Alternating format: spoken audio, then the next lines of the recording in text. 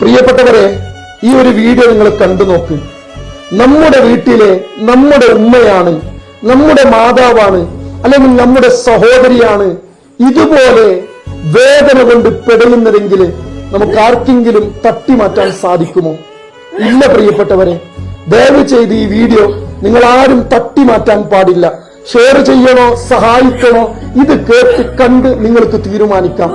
അസ്സലാമു അലൈക്കും വറഹ്മത്തുള്ളാ. എല്ലാവർക്കും നമസ്കാരം. ഞാൻ ജാബിർ നിസാമിയാണ്.